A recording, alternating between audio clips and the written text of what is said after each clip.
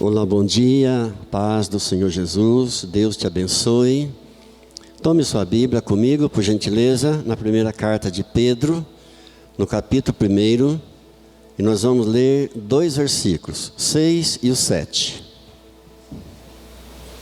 1 de Pedro, capítulo 1, versículos 6 e 7. Diz assim a palavra de Deus: nisso exultais, embora no presente, por breve tempo, se necessário sejais contristados por várias provações, para que, uma vez confirmado o valor da vossa fé, muito mais preciosa do que o ouro perecível, mesmo apurado por fogo, redunde em louvor, glória e honra na revelação de Jesus Cristo. Vamos orar. Pai Santo, Pai querido, quão fraco eu sou, quão pequeno eu sou, e quão grande e majestoso é o Senhor.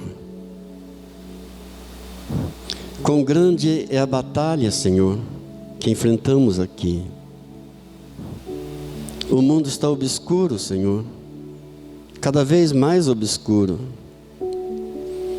Mas a Tua palavra diz que se nós andarmos na luz, assim como o Senhor está na luz, nós teremos comunhão uns com os outros. E o sangue de Jesus Cristo, Seu Filho, nos purifica de todo pecado. Pai Santo, nós queremos o perdão do Senhor, mas muitas vezes temos dificuldade para perdoar os irmãos. Nós não queremos ser julgados, mas tantas vezes nós julgamos os irmãos. Senhor, não sabemos nada a respeito do propósito do Senhor para as nossas vidas, mas uma coisa nós sabemos: que em tudo devemos dar graças ao Senhor. Mesmo na angústia, mesmo na dor, mesmo em meio às lutas, às provações e tentações, devemos dar graças, porque essa é a vontade do Senhor, que em tudo nós demos graças. Então nós te louvamos nessa manhã, nós te agradecemos nessa manhã por tudo que está acontecendo, por tudo que estamos passando, e abrimos nosso coração, mais uma vez, diante da Tua palavra santa, bendita e maravilhosa, para aprendermos um pouco mais do Senhor. Queremos mais e mais de Ti, Senhor. Muito obrigado, Jesus, por essa oportunidade que o Senhor nos concede nesta manhã, de estarmos na Tua casa, na Tua presença, de nos reconciliarmos com o Senhor, de buscarmos a Tua face. Muito obrigado, Jesus. Nós Te amamos. A Ti toda a honra, toda a glória, todo o poder e todo o louvor, em nome de Jesus. Amém. Amém. Deus é muito bom e a sua misericórdia dura para sempre. Eu quero falar com vocês hoje sobre alguma coisa que nós não gostamos, mas temos que passar. Não é a morte. É algo que não queremos, não gostamos, ninguém gosta, mas Deus manda. E se Deus manda, não é ruim. Deus é um Pai amoroso, Deus não é um carrasco, amém? Eu quero falar um pouquinho com você sobre as provações. Nós já ministramos aqui sobre isso outras vezes, mas essa é uma palavra que nós precisamos ouvir todos os dias. Eu não disse que você precisa ouvir todos os dias, eu disse nós precisamos ouvir todos os dias. E nem precisava eu mostrar para você na palavra de Deus, todos sabem, que a prova da nossa fé é uma dura realidade. A prova da tua fé é uma dura realidade na tua vida cristã. Tem prova que é leve, tem prova que a gente passa por ela tranquila, mas tem provas que são duras, que deixam um gosto amargo na boca por vários dias, meses e até anos. Tem provas que são tão duras que dói no fundo da alma, mas a prova não é para matar. A prova é para nos fazer crescer. Amém? Há momentos na vida, e há um hino que eu gosto muito, e esse hino fala exatamente disso. Há momentos na vida em que a gente precisa se humilhar e dobrar os joelhos calado para ouvir o Senhor falar. Há momentos de provas na vida que são difíceis, muito difíceis, e deixam mesmo um gosto amargo. Mas eu repito, a prova é para a gente ser aprovado, não é para desaprovar, não é para matar, mas é para nos aprovar e para nos dar crescimento. Diga glórias a Deus. Também sabemos que ninguém gosta, mas é necessário. Por quê? O versículo 7 que você leu comigo explica para nós. Para que, uma vez confirmado o valor da vossa fé, muito mais preciosa do que o ouro perecível. Diga, Senhor, a minha fé, sendo tão pequena, é mais preciosa do que o ouro perecível. E mesmo que eu seja confrontado por várias provações, todas elas irão resultar em louvor, glória e honra a Cristo Jesus, o meu amado Senhor. Essa é a realidade, queridos. Nós não gostamos, mas a prova faz parte do nosso viver cristão. Ela é mais preciosa do que o ouro perecível, a nossa fé, mesmo apurado por fogo. Tem dias que você fala assim: meu Deus, será que eu vou suportar? Sendo apurado por fogo, redunde em louvor, glória e honra na revelação de Cristo Jesus. Ou seja, ela vai acabar, ela vai produzir louvor, glória e honra a Cristo Jesus. A tua prova vai produzir isso, vai redundar nisso. Graças a Deus. Nós não sabemos nada do propósito de Deus em momento de uma dura provação. Quem sabe é Deus. Deus é que é Deus. Mas uma coisa nós sabemos: mesmo em meio à prova mais difícil, mesmo em meio àquela prova mais dura, aquela que você pensa que não vai suportar, mesmo em meio à prova mais dolorida, a vontade de Deus, o propósito de Deus, primeiro, é que nós sejamos agradecidos. Isso nós sabemos. Amém? Mesmo em meio à maior luta, e mesmo em meio à dor, nós devemos louvar e glorificar o Senhor. Nosso saudoso irmão Lázaro cantava um hino que dizia assim: vou passando pela prova, dando glória a Deus. E todos nós aqui estamos nessa situação hoje, nesse momento. Em alguma dessas situações, são três. Primeiro, ou você está entrando em uma prova, ou você está no meio de uma prova, todos nós, ou você está saindo de uma prova. Onde é que você está? Você está entrando numa prova, você sente isso? Ou você está no meio de uma provação, sente que está no meio da batalha? Ou você sente que está passando, você está saindo de uma prova dura, difícil, em que você sofreu, doeu, mas Deus te sustentou. De qualquer forma, eu te dou 1 minuto para você glorificar o Senhor. Ou se você estiver entrando, ou se você estiver no meio, ou se você estiver saindo da prova, glorifique o Senhor. Nós te amamos, Jesus, e em tudo nós te damos graça, porque essa é a vontade do Senhor. Muito obrigado, Pai. Muito obrigado, Deus. Amém.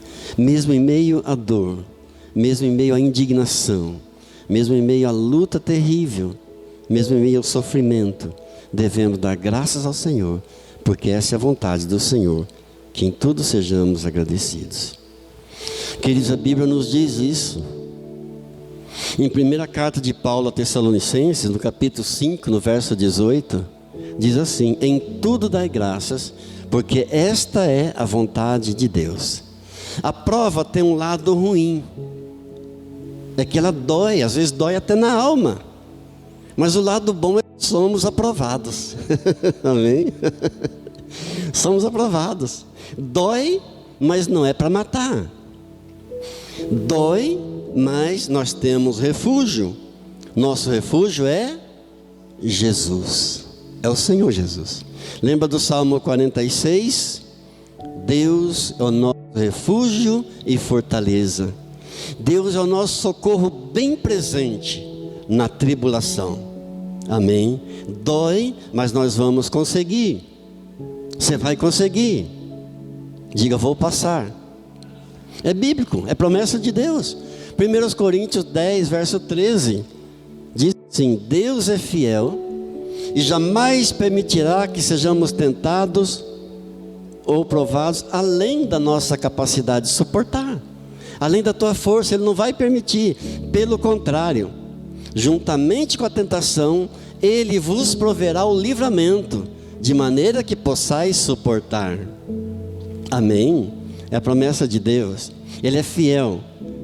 O pai jamais vai colocar um peso nas costas do filho se ele não aguenta carregar. Diga graças a Deus por isso. Dói, mas dá crescimento. Há um hino que a gente gosta muito: cada vez que a minha fé é provada, tu me dás a chance de crescer um pouco mais. Aleluia, glória a Deus. Agora, eu queria que você prestasse atenção nesse momento, em que eu vou compartilhar com você alguns momentos em que a nossa fé, ela é provada. Em que circunstâncias da nossa vida, em que momento da nossa vida, a nossa fé, ela é colocada à prova. Quando é que você vai ter que mostrar se você realmente é uma pessoa de Deus? Quando que a nossa fé é provada? Em primeiro lugar, a nossa fé é provada quando tudo vai bem. Diga, quando tudo vai bem. Sim, quando tudo está bem, Deus te prova, Deus prova a tua fé. Por quê? Porque quando está mal, queridos, até o ímpio busca Deus. Quando está tudo mal, até o maior pecador corre para Deus. Até o ateu busca Deus. Na hora da enfermidade, na hora da morte, na hora de uma crise conjugal, uma crise financeira, uma crise familiar, até o ímpio busca a Deus. Então é quando tudo está bom, quando você está vivendo em vitória, quando está sobrando, fique muito atento, porque nesse momento pode vir uma prova. Está tudo bem com você aí? Está tudo certinho? Então lamento informar que tem uma prova vindo por aí. Quer um exemplo bíblico disso? Um exemplo bíblico tremendo disso? Olha para a vida de Jó. Jó, no capítulo 1, diz que ele era um homem íntegro, reto, temente a Deus e se desviava do mal. Pensa num homem de Deus, íntegro, reto, temente a Deus e se desviava do mal. Mas Jó, ainda que sendo o homem mais rico do Oriente, a Bíblia diz que ele era riquíssimo. A Bíblia não diz que ele era um dos homens mais ricos do Oriente. A Bíblia diz que Jó era o homem mais rico do Oriente. Jó tinha 3.000 camelos. Sabe o que servia o camelo na época de Jó? era o meio de transporte mais usado, o meio de transporte mais importante daquela época.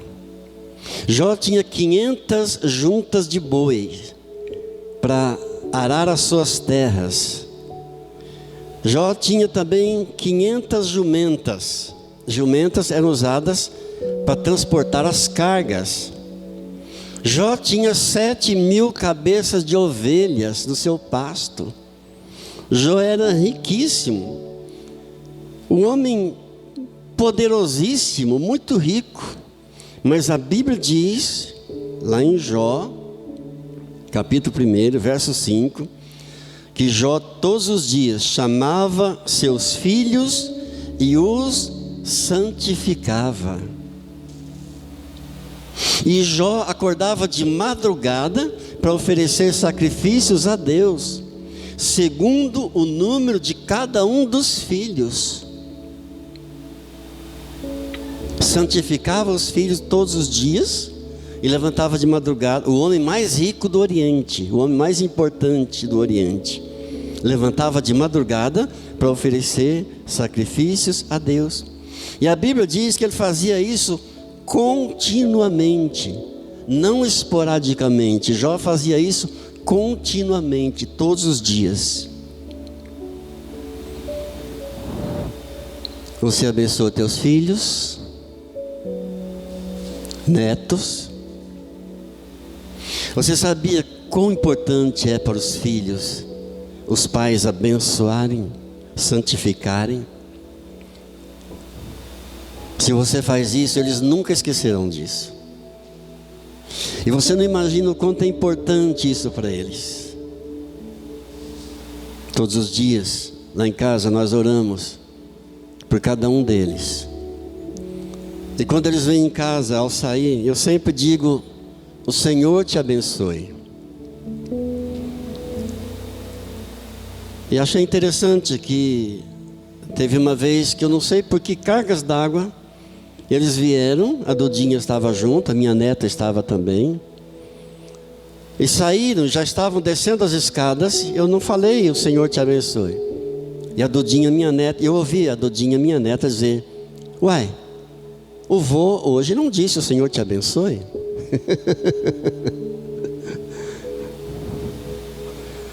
Se você, ao ver o teu filho sair, tua filha sair de casa para ir ali na escola, ou para ir ali na esquina, no parquinho, ou na padaria, se você soubesse que aquela seria a última vez que você veria teu filho vivo, ou tua filha viva, será que você diria simplesmente um tchau?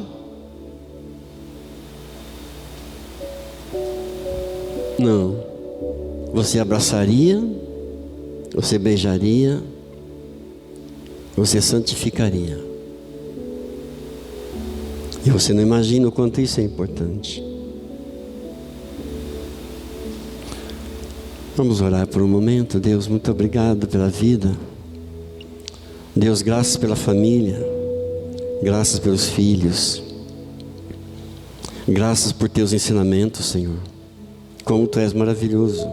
Nós queremos obedecer, Senhor, a tua palavra. Não queremos ser apenas ouvintes da tua palavra. Queremos te obedecer, Pai. Ajuda-nos, ó Deus. Ajuda-nos em nossas fraquezas, Pai, em nome de Jesus. Amém. Então Jó, sendo o homem mais rico do Oriente, fazia isso todos os dias, continuamente, diz a Bíblia. Eu estou lendo a Bíblia para você. Ele fazia isso continuamente. Outro exemplo maravilhoso é o exemplo de Daniel.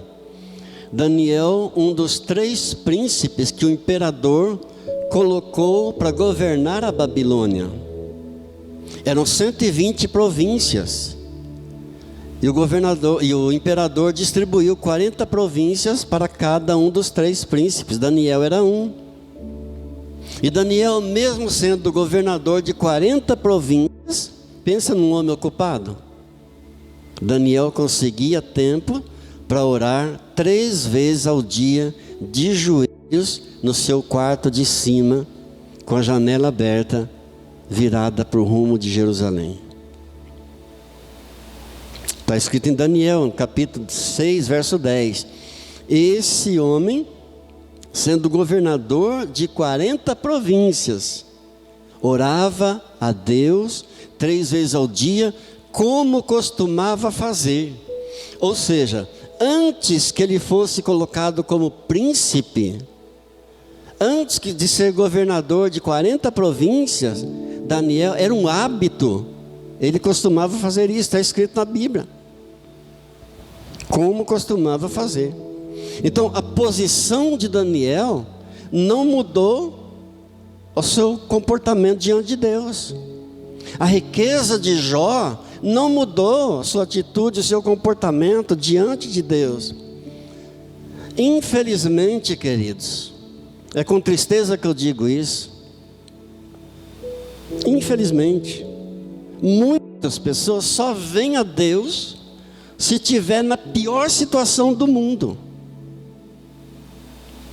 Infelizmente, muitos só buscam a Deus na dor mesmo, tem que ser na dor. Não estou fazendo apologia à desgraça, não estou fazendo apologia a dores, nada disso, não me interprete mal. Eu estou dizendo uma realidade. Tem muitos que não querem Deus, a não ser no extremo mesmo.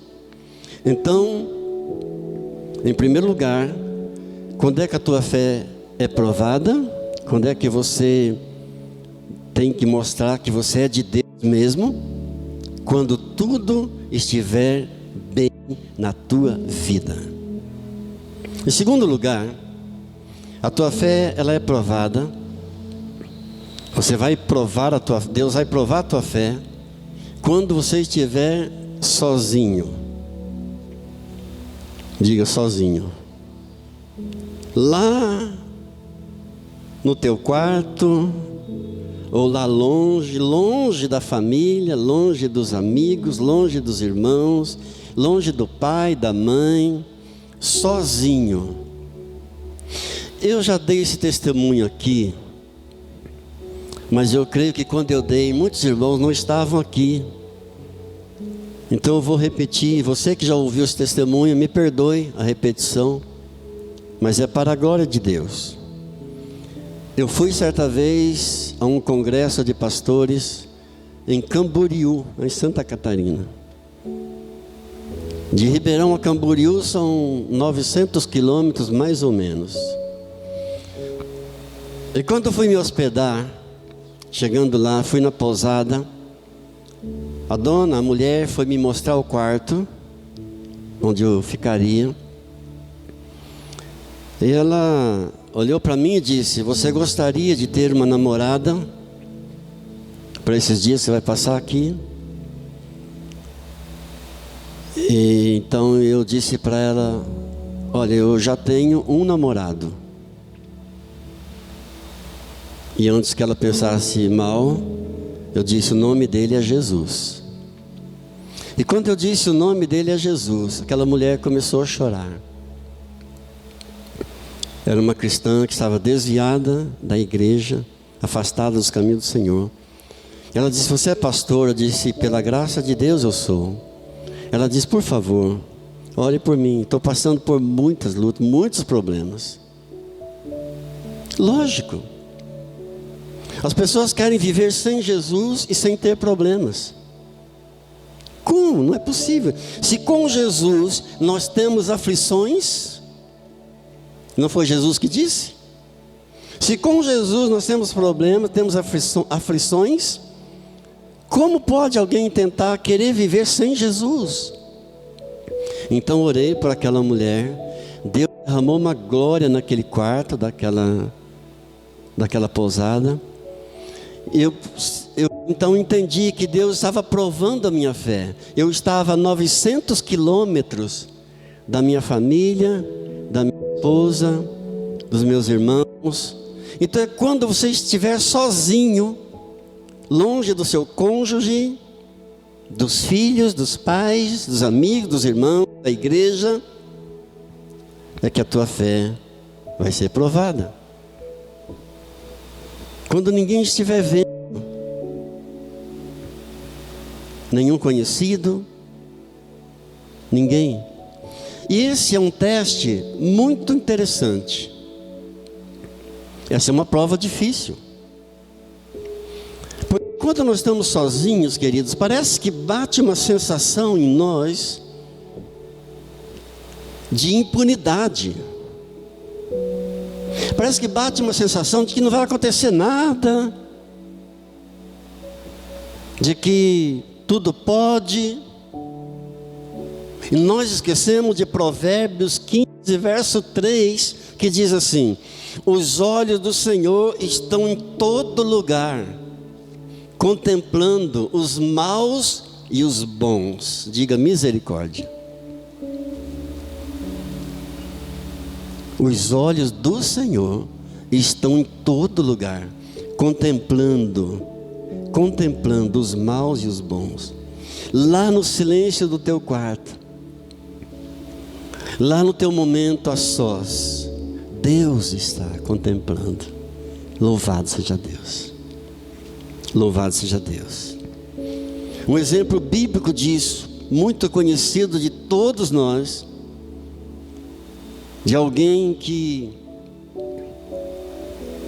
passou por uma terrível prova nesse sentido, de estar a sós, foi José do Egito. Vocês conhecem a história dele. E o ponto da história dele, onde vai focar esse momento, essa prova que ele passou, de estando sozinho, longe de todo mundo, está em Gênesis capítulo 39, para você depois meditar em casa. A família dele estava em Canaã, e ele estava lá no Egito, numa casa estranha. Ele havia sido comprado por Potifar. Potifar era um capitão da guarda do faraó do Egito. Potifar comprou José do Egito. Ele era um jovem muito bonito. A Bíblia diz que ele era bonito, que ele era formoso. E a mulher desse capitão, que havia comprado José como escravo, começou a sediar José, começou a dar em cima dele, de uma forma insistente. Ao contrário de que muitos pensam que José sofreu apenas uma cantadazinha, a Bíblia diz que a mulher insistentemente dava em cima dele.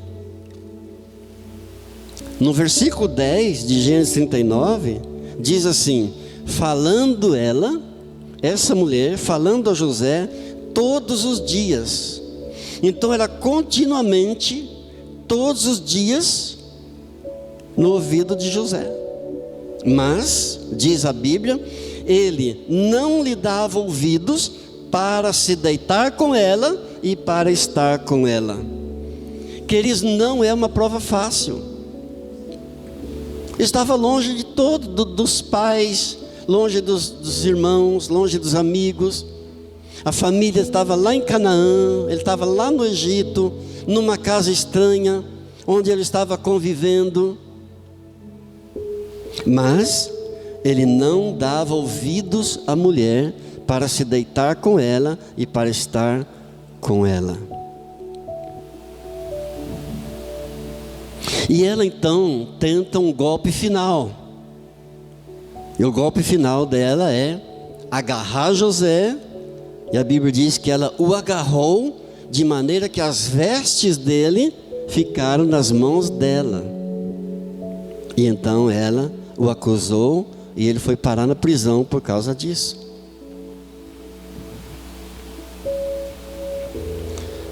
O pecado é uma batalha. Aliás, o pecado é a única batalha que para vencer nós temos que fugir. Porque quando ela o agarrou, ele fugiu, semi-nu. E as roupas dele ficaram nas mãos dela. Em todas as nossas batalhas, a Bíblia diz que nós devemos enfrentar, que Deus vai estar conosco, que Deus vai ajudar, que Deus vai dar vitória. Mas o pecado é a única batalha que para vencer nós temos que correr. Nós temos que fugir. Está na Bíblia. 1 Tessalonicenses capítulo 5, verso 22. Fugir de toda aparência do pecado. Note, a Bíblia não manda apenas fugir do pecado, mas manda fugir de toda aparência do mal. Por quê? Jesus responde para nós em Mateus 26, 41. E diz assim: vigiai e orai, para que não entreis em tentação. O espírito, na verdade, está pronto, mas a carne é fraca. É a única batalha que a gente só vence fugindo. É o pecado. Agora, algo interessante, algo muito interessante, é que José estava longe de todo mundo, mas ele estava muito perto de Deus. Amém? Esse é o segredo. Longe de tudo, porém perto de Deus. Diz lá em Gênesis 39, 2, que o Senhor estava com José. O Senhor estava com José. E no verso 8, quando ele vai dar uma palavra para essa mulher, sabe o que ele disse para ela? Ele disse assim: olha, o teu marido, o meu Senhor, de quem eu sou escravo, ele confiou todas as coisas dele nas minhas mãos. Aí ele diz assim: como poderia eu cometer uma loucura dessa? Como cometeria eu tamanha maldade? E pecaria eu contra Deus? Ele não disse pecaria eu contra Potifar, o teu marido? Ele coloca Deus em primeiro lugar. Como cometeria eu uma maldade desse tamanho e pecaria eu contra Deus? Mesmo estando ele longe, ninguém vendo, mas ele sabia que Deus estava presente, Deus estava ali, e ele coloca Deus em primeiro lugar. Queridos, o diabo é insistente, grave isso. O diabo não desiste. Não pense que o diabo venha tentar você e você venceu aquela tentação e ele já vai embora, vai desistir. Não. Até com Jesus, o diabo foi insistente.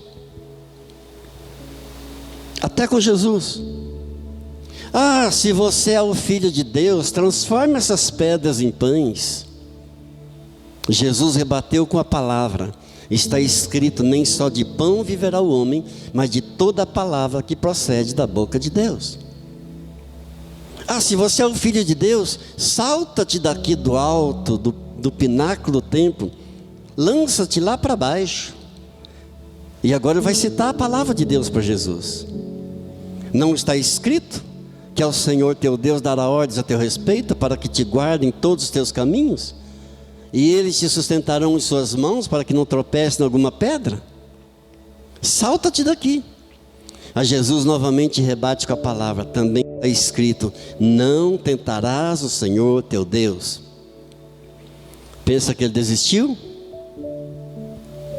Ah, olha todos os reinos desse mundo, olha que maravilha. Todos esses reinos eu darei para você, se você tão somente se prostrar um pouquinho e me adorar um pouquinho. E Jesus novamente rebate com a palavra: também está escrito, ao Senhor teu Deus somente adorarás, a Ele somente prestarás culto. É com a palavra que nós vencemos o mal, é com a palavra que você vence o diabo, é com a palavra que você vence o pecado. Não há outra forma, não tem outro meio de você vencer o mal, a não ser com a palavra de Deus. E você pensa que o diabo desistiu de Jesus? Quando o evangelista Lucas fala desse texto, dessa passagem da tentação de Jesus, no capítulo 4, no verso 13, Lucas escreveu assim: passadas que foram as tentações, de toda a sorte que Jesus sofreu, apartou-se dele o diabo até momento oportuno. Não desistiu. Apartou-se dele o diabo até momento oportuno, ou seja, até a próxima oportunidade. Quem está entendendo, diga glória a Deus. Quando estamos sozinhos, precisamos tomar muita atenção, toda atenção, porque é muito perigoso esse momento. Você não tem a noção da astúcia de Satanás. Se ele foi assim com Jesus, insistente com Jesus, não desistiu de Jesus, imagine conosco, imagine comigo, imagine com você. Lembra de Davi? Era um tempo de guerras, e a Bíblia diz que os reis da terra costumavam ir para a guerra com seus exércitos. E Davi mandou todo o seu exército para a guerra, mandou todos os seus soldados para a guerra, mas ele ficou sozinho em seu palácio, passeando pela varanda do palácio, avistou uma mulher bonita tomando banho, sozinho, passeando pela varanda do palácio. E o final da história, todos nós conhecemos. Terrível, terrível.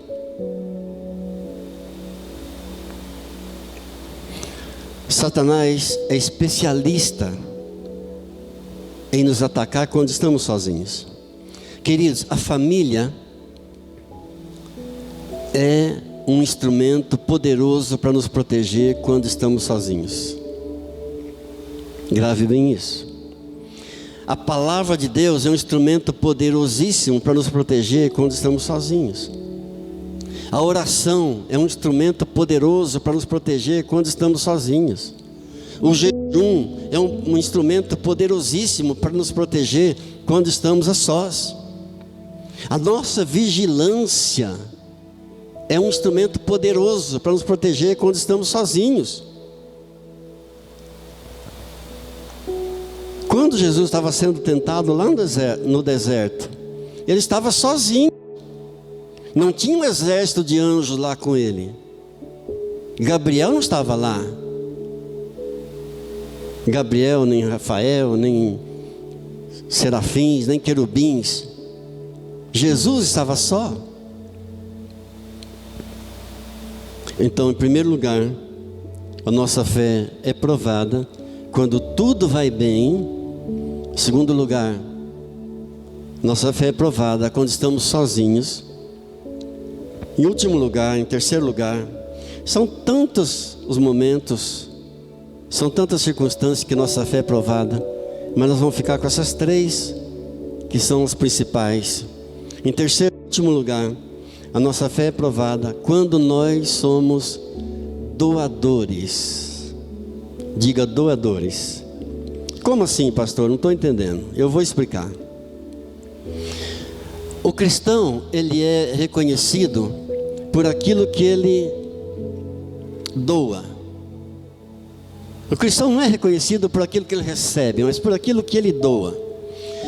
A Bíblia nos diz, Jesus nos diz, no Evangelho de João, no capítulo 15, no verso 8: nisto é glorificado meu Pai, em que deis muito fruto, e assim vos tornareis meus discípulos. E no verso 16 ele diz assim: não fostes vós que escolhestes a mim, pelo contrário, eu vos escolhi a vós, e vos designei para que vades e deis fruto, e o vosso fruto permaneça. O que a Bíblia quer dizer com o fruto? Não está falando do fruto do Espírito Santo. Aqui está se referindo a frutos, aquilo que eu dou, aquilo que eu produzo, aquilo que nós fazemos de bem em favor do outro, aquilo que eu dou para abençoar o outro. que eu faço, que eu produzo? Porque eu sou nova criatura em Cristo Jesus. Então, pela graça de Deus, como nova criatura em Cristo Jesus, como novo ser, eu sou alguém doador. Aquilo que eu dou, aquilo que eu realizo de bem para o outro. E isso vai glorificar a Deus. O que glorifica a Deus? Aquilo que eu dou, que eu faço, aquilo que eu realizo de bem para o outro. Amém? Agora, pastor, o que é que eu tenho que doar para provar a minha fé? Amor, perdão, só para os irmãos da igreja? Não. Dar amor e perdão aos irmãos da igreja é moleza, é simples. Jesus diz em Mateus capítulo 5, verso 44: eu, porém, vos digo, amai os vossos inimigos. Aqui a coisa aperta um pouco. Amai os vossos inimigos e orai pelos que vos perseguem. E em Mateus capítulo 6, verso 14, Jesus diz assim: porque se perdoardes aos homens as vossas ofensas, também vosso Pai Celestial vos perdoará as vossas ofensas. Porém, se não perdoardes aos homens as suas ofensas, tampouco vosso Pai Celestial vos perdoará as vossas ofensas.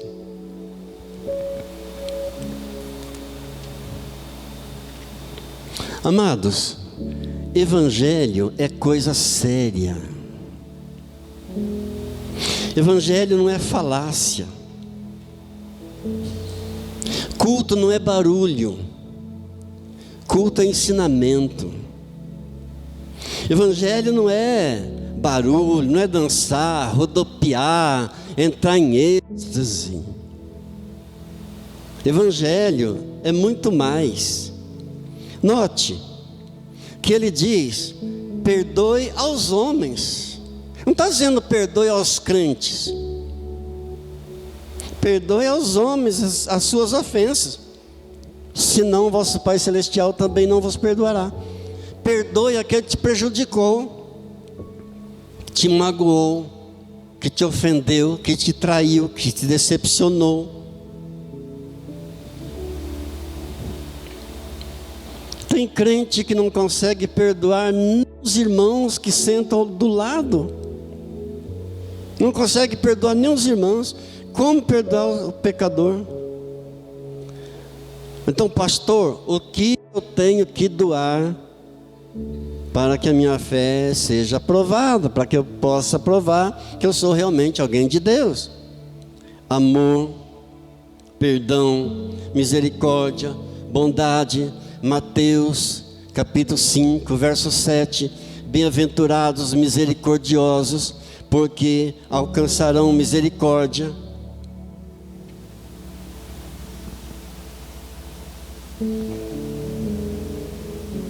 Às vezes fico pensando, quão longe eu estou de Deus, quão longe eu estou do Evangelho, como eu preciso da graça, como eu preciso da graça de Deus, como eu preciso da misericórdia de Deus sobre a minha vida, queridos. Doar, pastor, doar o quê? Doar finanças. É uma prova da tua fé também quando você doa as tuas finanças. É bíblico.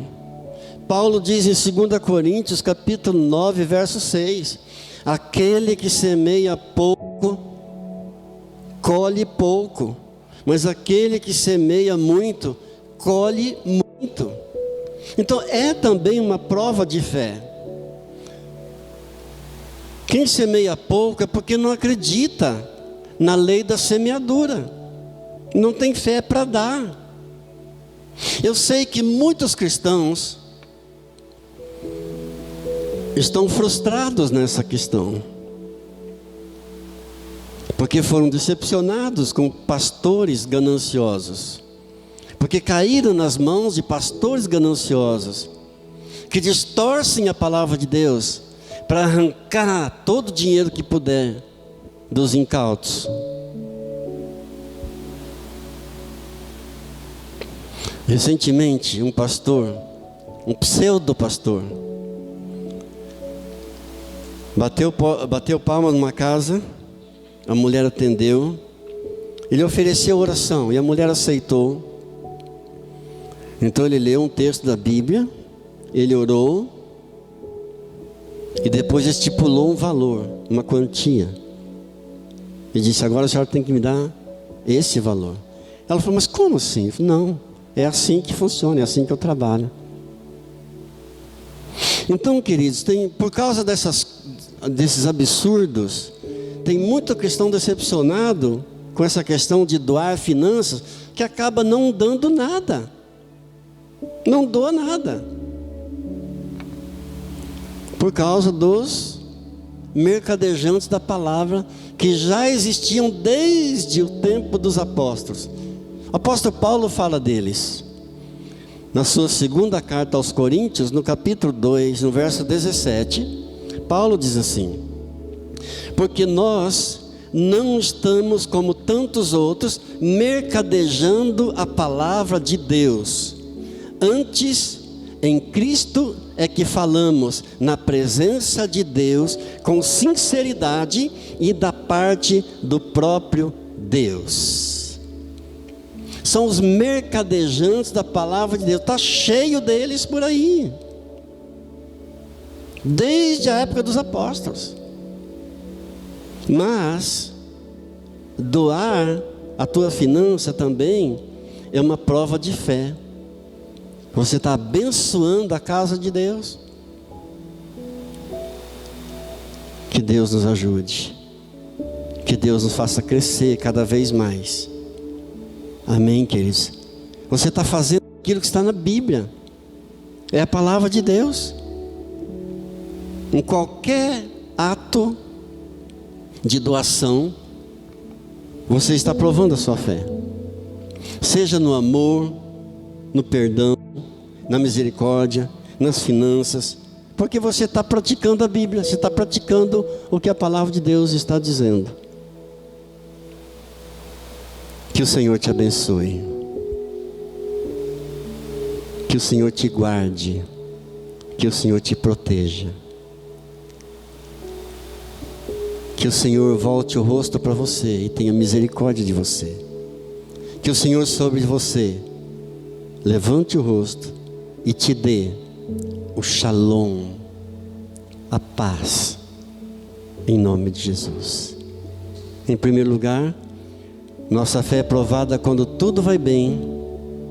Em segundo lugar, nossa fé é provada quando estamos sozinhos. Em terceiro lugar, nossa fé é provada quando somos doadores. Nesse momento nós vamos curvar nossa fronte diante do Senhor. Vamos ter um momento de oração. Eu sei que Deus falou ao teu coração através dessa simples mensagem, mas tenho certeza que Ele usou para falar ao teu coração. Então esteja nesse momento de oração comigo, por favor. Querido Deus, querido Pai, mais uma vez abrimos nosso coração ao Senhor. Com gratidão fazemos isso. Como é bom servir ao Senhor, com integridade, com pureza de coração, com sinceridade. E nós te pedimos, Senhor, que o Senhor venha sempre abrir nossos corações. Nós não conseguimos isso por nós mesmos, a não ser pelo Senhor. Somos tão pequenos, o Senhor sabe disso. E na sua soberania é que nós oramos diante do teu trono, Pai, sendo agradecidos, porque o Senhor tem sido muito gracioso para conosco.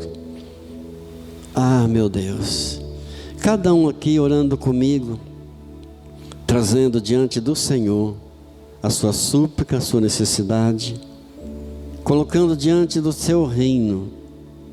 Obrigado, Jesus, pela sua glória, diante do teu nome santo, forte e poderoso.